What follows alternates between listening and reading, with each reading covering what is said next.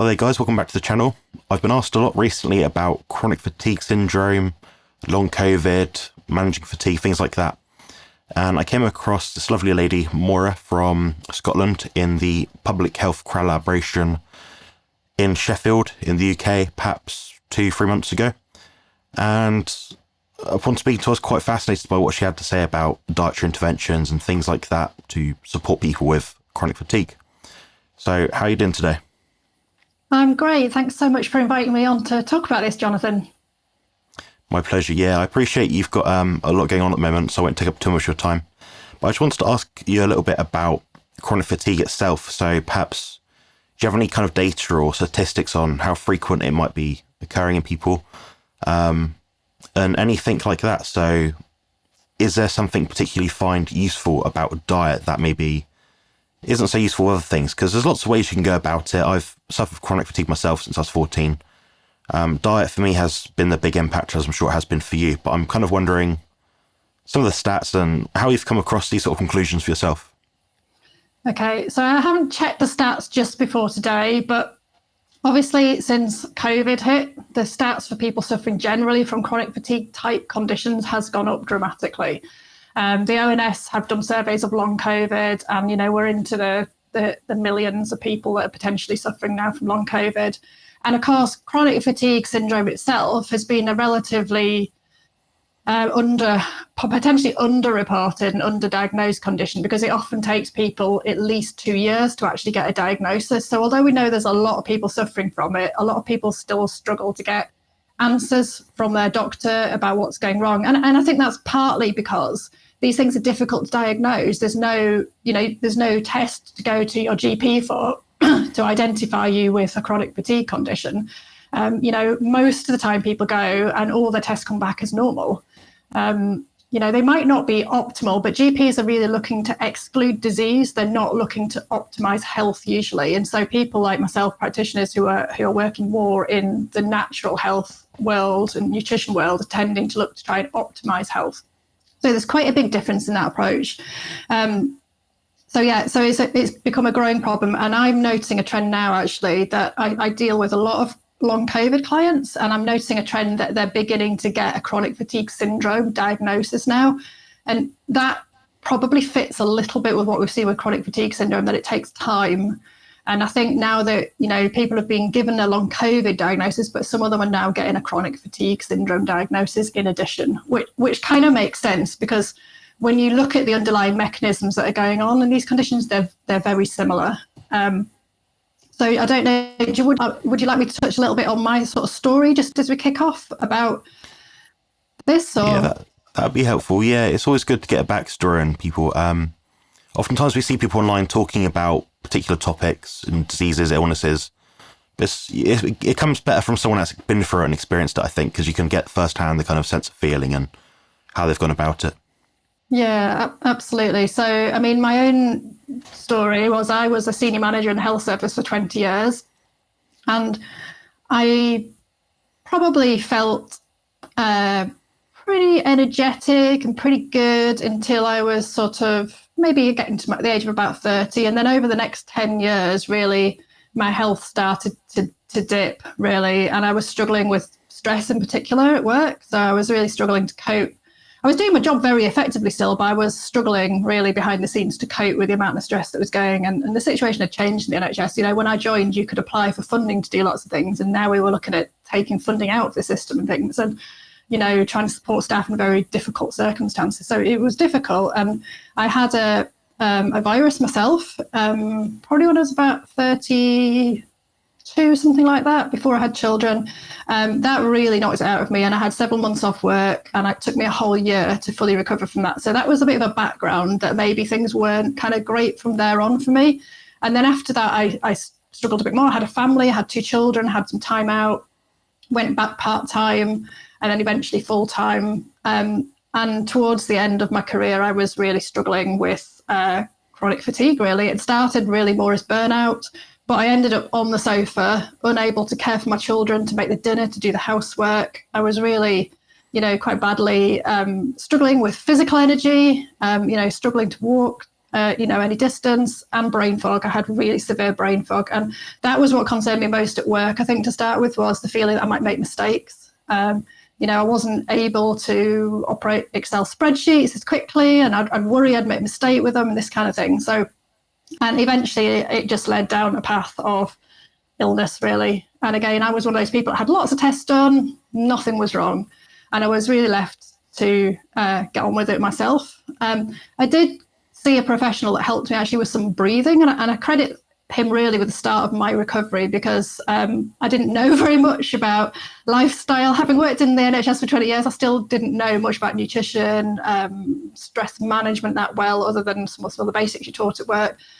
So I ended up basically leaving my job in the end eventually. I did try several different ways of getting back to work, but nothing really suited me. And I began to realise that I felt my values perhaps we were quite in conflict with the system, and I wasn't able to really enjoy the work in the way that I had done originally.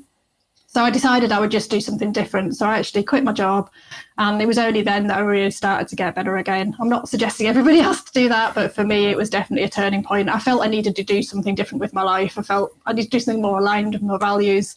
And I started getting interested in nutrition and lifestyle and breathing and yoga and all sorts of different things. And I probably got myself about 80% better doing those things without a huge sort of targeted approach. But I kind of got frustrated because I got to 80%, but I couldn't race my bike. I couldn't climb mountains. I wasn't at 100% again. And it was really only that when I started studying nutrition and I started to learn about things like the mitochondria that make your energy and what can go wrong with them. And then eventually I tried a ketogenic diet. And for me, that was the turning point. And within 3 months, I got 100% of my energy back, and I could race my bike, I could climb the mountains again. And I really began to understand how energy is made, what can go wrong with the system, and how to get it right again. And if I ever have any kind of warning signs now, like, just feel my brain's maybe not quite, perfect, I just need to go back and retighten those things. I've not had a crash in over 10 years. I don't think I ever will again. I've learned what to do to adapt my body to cope with stress. So yeah, that's my little story from my own point of view. But I also have a son who ended up with chronic fatigue syndrome at the age of 8 after I'd just started recovering, really. And he was out of school for several months for a couple of years. Different triggers, because I don't think he wasn't working. It wasn't the stress of the NHS for him. There were a variety of things that happened in his life. We'd been abroad. There was possibly some infection. There was we had another family situation going on, which was maybe a little bit stressful for him. Maybe his diet hadn't been as good as it should have been. There's a combination, but the good news is that he is also fully recovered. His tests were also normal at the GP, and he now plays football. He races his bike too. He climbs the mountains too. So, we've had a lot of experience within the family about how to get your health back again. Yeah. Yeah, that's incredible. I've had a somewhat similar sort of experience to yourself. Tried different jobs, did what I could manage. I've always had 2 jobs since the age of 16. I've had to work part-time, change what I'm doing in shifts, reduce my shift times, things like that. It wasn't until maybe, I'd say 4 years ago, roughly, I started to look a bit closer at diet. Now, a lot of people sort of fall into the idea of taking supplements. It's easier to take a supplement than it is to revamp your diet. Wondering if you can talk about that at all, because I was someone that was fallen trap to, buy this product, this, that herb, this vitamin, mineral. And although sometimes they are useful, I think, without the right diet change, I don't know how much effect they actually give. Now, did you go through that sort of path yourself out of interest? I didn't know so much about supplements and things when I first started down this path. So a lot of my approach was more using real food. And as a nutritional therapist now, my approach is always use real food first. Sometimes, depending on the client, there is a need for supplements sometimes, and some people are less willing to change their diet. I find particularly people who are quite strictly vegetarian sometimes need additional supplements, for example. So it depends a bit on the client, and it depends a bit on what we're trying to target. So the first thing I would always do is look at the diet. Look at eating real whole foods. And I tend to use a paleo ketogenic approach to diet.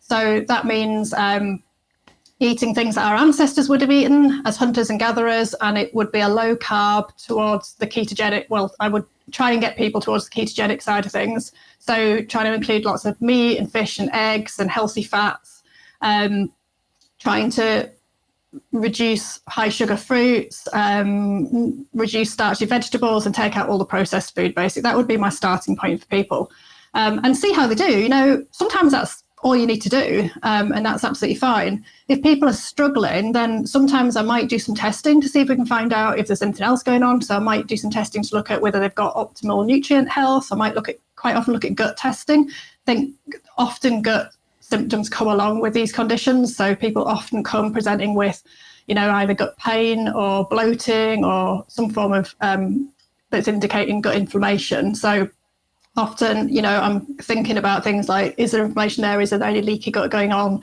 Is there some infection that we haven't found that might be gut related? So I would quite often do a stool test in those situations and have a look. And then I might then look at whether we need to adjust supplements at that stage. One of the supplements I do use a little bit more often is vitamin C, actually, because vitamin C, along with the paleo ketogenic diet, is great for helping just kill off unhelpful microbes that are in the upper gut that might be fermenting, causing bloating in particular. And sometimes people find it an easier transition using that to kind of get rid of those symptoms quite quickly, because if they go on a paleo keto diet, you're kind of starving out the bugs, and then the vitamin C is killing them off, really. So I do use that approach sometimes. I'll look to optimize immune health. So we might look at vitamin D, we might test vitamin D. If it's the winter in particular, we might be looking, at supplementing that more. So there are things I would be looking at, to particularly things like B vitamin status. That's a really big one with fatigue. So when you're looking at how we make energy, it's a fascinatingly complicated process, which I'm sure you know all about, Jonathan. But, we have these different stages of energy production, starting, depending on what energy source we're starting with, whether it's glucose or fat. And if we're burning glucose, it can go different pathways, but ultimately most of it flows into something called the citric acid or the Krebs cycle. And that cycle is the sort of starting point. And, it needs lots of cofactors, so lots of different nutrients and of minerals and vitamins to make it work effectively.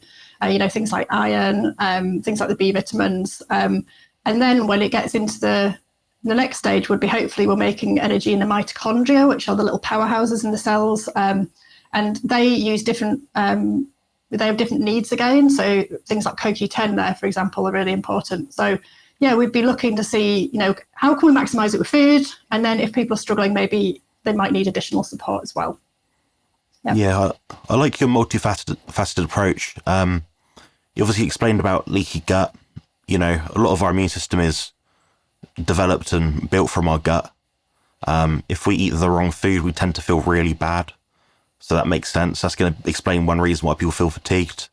And again, if you eat the wrong food and you don't fuel the mitochondria in the right way, the most efficient, optimal way, the brain's going to suffer as well, which is what's going to do all the thinking for you. So I believe I've read recently something like 60% of the weight or mass of the brain is mitochondria, something like that, or the tissues in it. Yeah, anything that's got the nervous system, any nervous system cells, they can literally have hundreds of thousands of mitochondria per cell, which is quite amazing.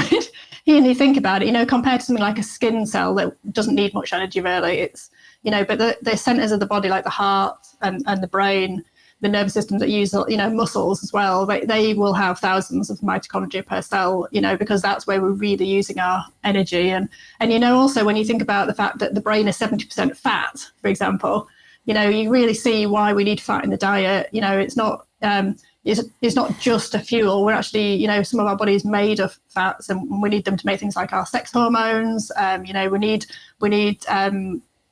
cholesterol as a fat to make vitamin D in the body, for example. So there's all these different reasons why, particularly we need fat and protein to sort of keep the body healthy, really. And of course, carbohydrates are really the non-essential macronutrient. We can survive without them. There are plenty of tribes in the world that don't have them in the diet. So it's really trying to get the body to use fat as a fuel is one of the main mechanisms that I'm kind of working with. But I'm conscious that there's other reasons for, having fat and protein in the diet too, for sure. Yeah, definitely. You mentioned earlier about the paleo ketogenic style or approach to dieting. Now, for the viewers, what does that entail roughly? I appreciate it's, mostly protein and fat. Is there any allowance for like other foods, and what might that contain? So different people will describe a paleo ketogenic diet differently, to be fair. So that's one thing to say. So there's different ends of a spectrum on it. One end would be a carnivore keto style diet, where it's meat and fat. That would be one end of the spectrum. And the other spectrum would be including more low sugar fruits like berries, non-starchy vegetables like your salad vegetables, things like courgettes, cucumbers, tomatoes, and things like eggs, for example. Some people might choose to include dairy. It wouldn't be strictly paleo ketogenic, but some people who don't have any dairy sensitivity may choose to use that. I would always suggest people try a period without, actually, because dairy, just like gluten, can be inflammatory, and it's often worth trying to take that out for a while you do this and see how you feel, and then think about reintroducing it and see if it has any negative effect. Dairy is now so commercially produced. It's not the same as it would have been like years ago. And, if people do want to have dairy, then, in England, for example, you can get raw dairy. So some people do much better on that. Where I live in Scotland, it's illegal, unfortunately. So you can't get raw dairy. And some people, prefer to use things like coconut as an alternative. I always tell people that if they're going to use alternatives, they have to be really careful that they look at the ingredients they've got on the packet, because so often things like, plant milks, even coconut milk, coconut yogurt, things like that, they have emulsifiers or sweeteners, all are made with actually other ingredients. Like plant milks are often made with rice, for example, which are high in, or oats, are high in carbs. So you're not actually getting what you think you're getting from what it says on the packet. So, you want the best quality if you're going to do that. You want things that is really just coconut milk. And even then, you've got to be a little bit careful. What we want to do is get people into ketosis. And that's for two reasons. Firstly, you will make more energy that way. The mitochondria love running on fat, and per molecule that goes through that system, you will make more ATP, which is your energy source, adenosine triphosphate. So that's one great reason. The second reason is it's much more anti-inflammatory, and that's usually a problem both in long COVID and chronic fatigue, that there's inflammation in the body. And when you produce ketone bodies like beta hydroxybutyrate, they're very anti-inflammatory. So there's two reasons for trying to get people into ketosis. And when we're doing that, we're really wanting to, as much as possible, maximize the protein and fat in the diet, particularly getting that balance right between the fat and the protein so that you do go into ketosis. Although you can often feel the difference, when people starting out, it can be a little bit difficult for them to know whether they've really truly got into ketosis. So I do tend to suggest people try and test.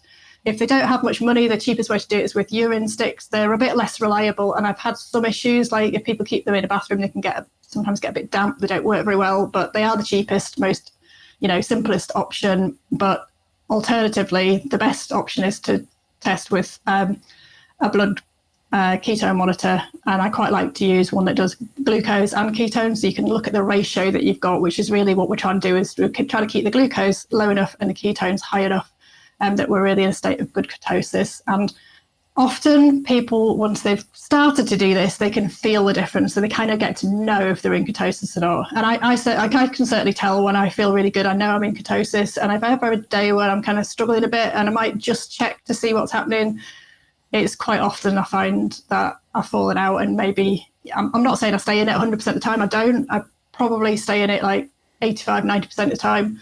But sometimes if my energy's dipping a bit, I'll check it and think, okay, I'll be fine when I get back into ketosis. And that's usually the case. So yeah, there's other reasons, if you've got an infection or something, obviously your blood glucose can rise, and, there are other reasons why you might fall out of ketosis sometimes. But yeah, sorry, I maybe waffle too much there, but That's well explained. I have made a video recently on ketone testing, and I think it's quite interesting to hear people's thoughts on it. I'm kind of the thought process that we should be looking at the blood glucose mostly, because that seems to be a better indicator of health outcomes. Like diabetes, things like that. Like testing fasting blood glucose day one. You run your diet, your lifestyle, your exercise intervention. You test again 1 month later, or weekly if you like, same sort of time of day, then go from there. What do you think about that, or do you still prefer to test both? I prefer to do the fingerprint test of both. I think for two reasons. One is everybody's a little bit different with their blood glucose response. So I have a very strong cortisol response in the morning. So just in case listeners don't know, what wakes you up in the morning generally is your cortisol response. So you produce a stress hormone, cortisol. It helps wake you up. It will increase your blood glucose. Mine can go up to 6.5, for example, without having been fasted for over 12 hours. So it depends when you test it as well. So some people will be lower than that for sure.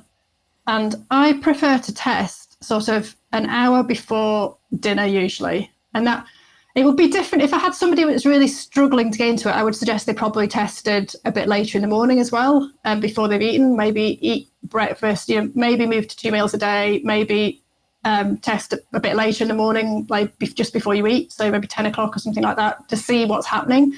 That gives you a better indication of what you're going to have to eat to get into ketosis. But if somebody's if their morning response is generally okay, I test sort of, late afternoon, 2 hours, at least 2 hours after you've eaten, and see what's happening then, because that's a really good indication of whether you're properly in ketosis.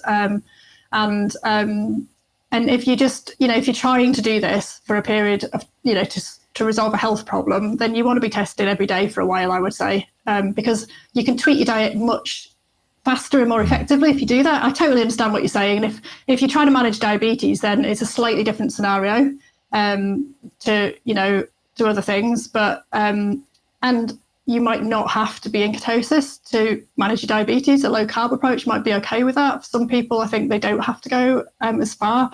I think the key thing is that everybody has a bit of a personal, threshold in terms of things like their carb intake that they're going to have to meet in order to kind of see some metabolic health change. And we're all a little bit different. And that's because, of things like insulin resistance and hyperinsulinemia. So that how do you respond when you eat a carbohydrate? How much insulin are you producing? Of course, most of us don't know. If we're producing a lot, then, we might have more trouble eating carbs than if somebody else, who doesn't have that response. So it's always a bit personal. I think you have to learn as you go and experiment with. I've tried myself lots of different approaches over the years, and I can see, when I've tried a carnivore keto approach, that's the highest I can get my ketones. That's like real optimal, and I feel really quite amazing when I get into sort of the 2 to 3 ketone millimole level. That I feel really great on that. I find it harder to get up to those levels doing more of the more like vegetables and other things that add into it. It would tend to be more like 1.5 to 2 maybe. So yeah, so I think it's all personal, and it's a case of trying a few things, working it out, understanding some of the mechanisms that are going on, and then testing it, with food to see what works for you. Yeah, that's well explained. I completely agree. Myself, I don't track ketones anymore. I tracked them for maybe a month at one point. And I feel good on about 0.5 to 1 per day. Yeah. But I know I've got a friend in Finland. He feels good on, I think, 4 or 5 or sometimes even 6, which seems absurd, but he tracks it religiously when he does track it. And that's just the way his body is. His genetics obviously different to mine. But I tend to feel anxious when I'm in deep ketosis, Yeah, I think a lot of people, there's an optimal level, like too low, too high, there are problems. I mean, I don't sleep well if I get over 3, for example. And a lot of people, as you say, will begin to experience other symptoms again if they get too high. And you don't want to be too high for too long, because that's, you're entering more the starvation side of things, levels of 5 and 6. So, there's usually an optimal point, somewhere within that 1.5 to 3 range for most people. I would have thought, yeah. You've obviously found yours. Yeah, I don't know how much of it is because I'm a bodybuilder, physically active. That may play into it. I don't know. I know a lot of people that are resistance training. They eat very high protein diets, and they tend to run at about the same 0.5 to 1. Maybe that's just a requirement of having such high protein to keep the muscle building process going. I don't know. I couldn't really say without like a proper study, but that's my hypothesis anyway. Yeah, I think as you say, you know, like somebody doing intense exercise or bodybuilding is going to be different because, you know, if you just eat a lot of protein generally, then you're going to, you know, if you're not doing that, then you probably don't have as high a protein requirement. You know, so you might start breaking protein down in, you know, to be used. You know, so some people find that if they eat more protein, the blood sugar starts to go up a little bit, but you generally have to be eating quite a bit for that to happen.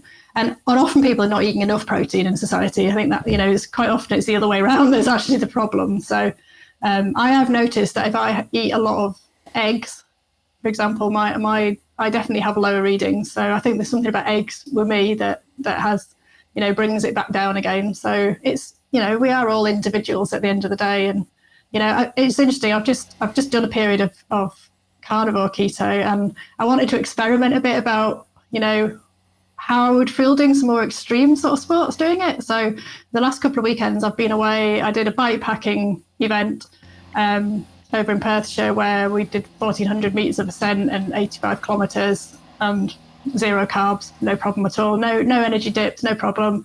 And then last weekend I went up Ben Nevis from sea level. So again, like nearly 1,300 meters of ascent, no carbs, no problem. So, you know, it is fascinating, you know. I think lots of people, and it was really fascinating because there was the Ben Nevis Hill Race on last weekend, and there were jelly baby stations all up the mountain. There would be, wouldn't there? Yeah, so it was really sort of interesting contrast going on, you know, about what was happening. So yeah, I think, you know, we often it's really fascinating when you begin to understand how the body works and what it can run on really quite optimally. It's not always what we think. So yeah, we touched quite a bit on like getting fat adapted and being on a carnivore keto style approach. Now, if someone came to you, you know, they booked in for consultation, booked in for your coaching, said, okay, I want to start working with you. I want to get my chronic fatigue into remission. How would you transition them, and what do you recommend? Would you give them a set time period? Would it be a diet plan? Would it be, you know, macros? How would it work from your end?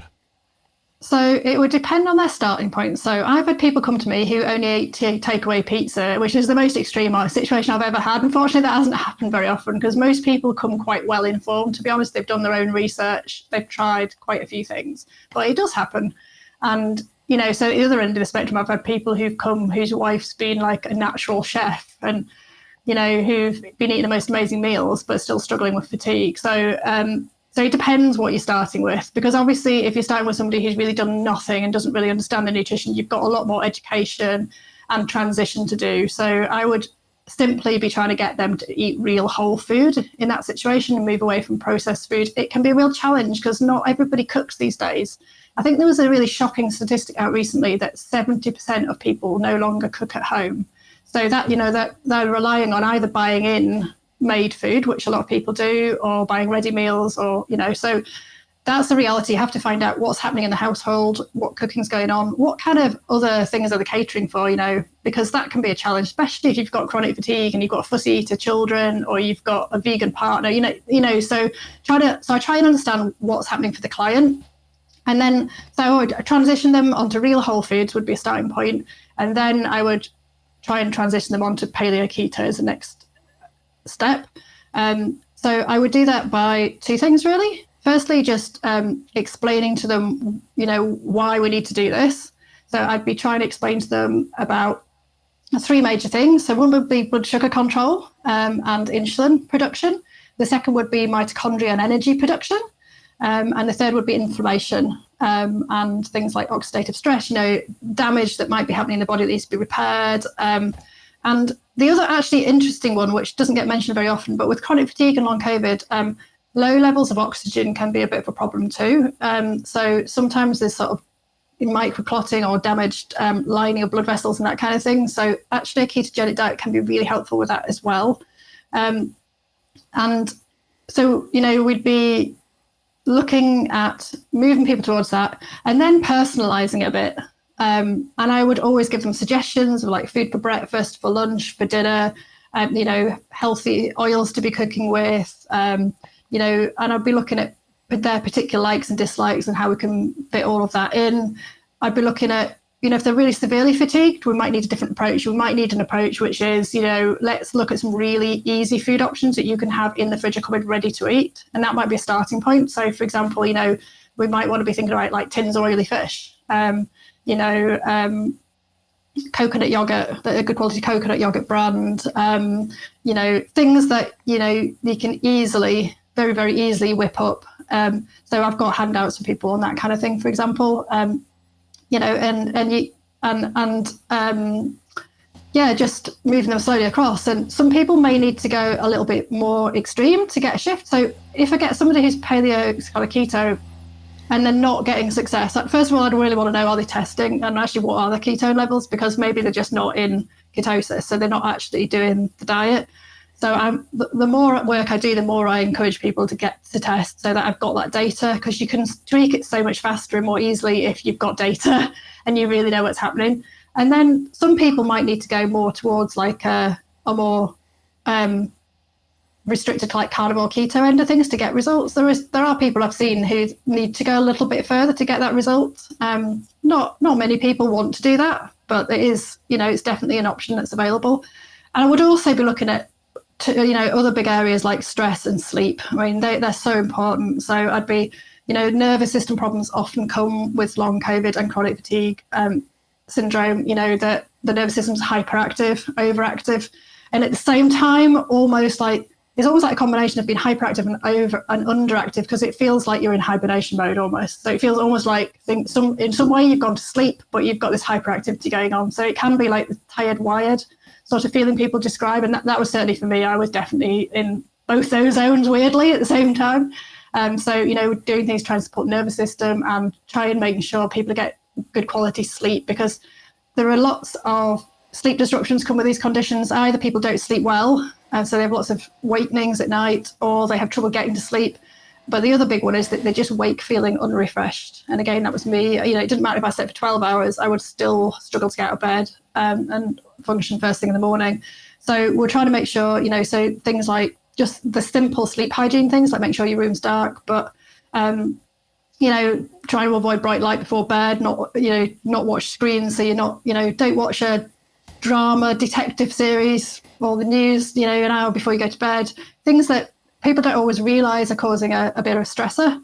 And then also things like, mindfulness and breathing and yoga. So I would look at that kind of, a holistic approach to all of that.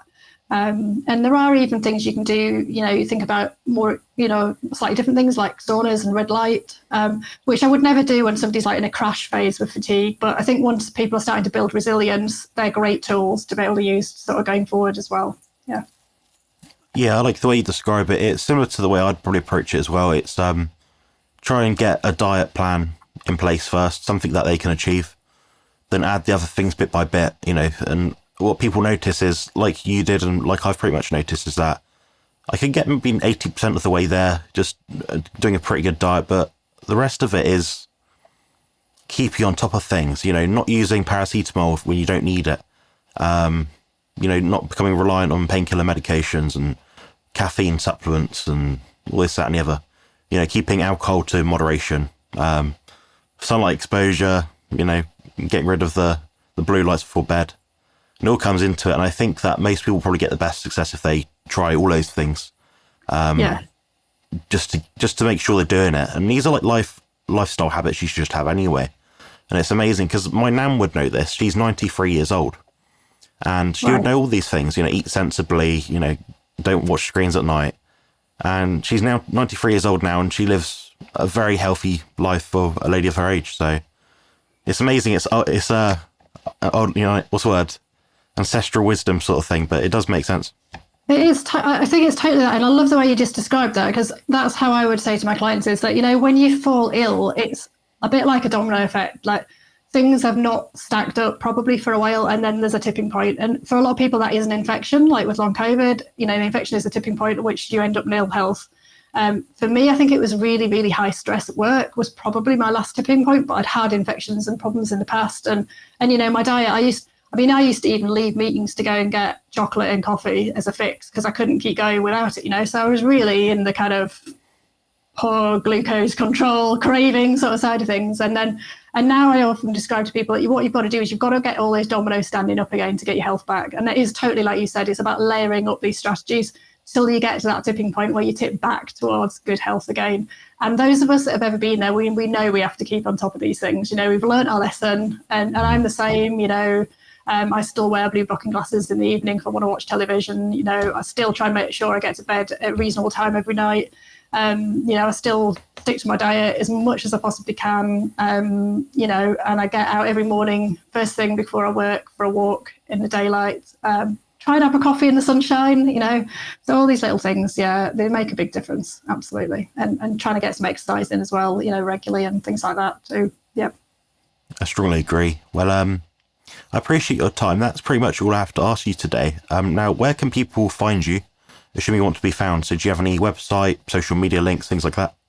Yeah, sure. So my website is my name. So it's www.moiranewiss, which is MoiraNewiss, and then .co.uk. I have quite a lot of free resources on there. So if you go to my resources site, there are handouts that you can download for things like there's keto handouts, there's a severe fatigue food handout as well, and things like that. So you can find me there. And I've got a blog that hopefully people find quite interesting, where I sort of try and explain some of the science around all of these things as well. And I am on social media, so you'll find me using my name under most. Luckily, I've got an unusual name, so I'm fairly easy to find. Thank you very much. I really appreciate being on and you chatting to me, Jonathan. Perfect. It's great to meet you and have a proper talk in person. What I'll do is I'll make sure I'll link all of those things that you've just mentioned below. And I hope you guys enjoyed watching this, and I'll talk to you guys next time. Thank you.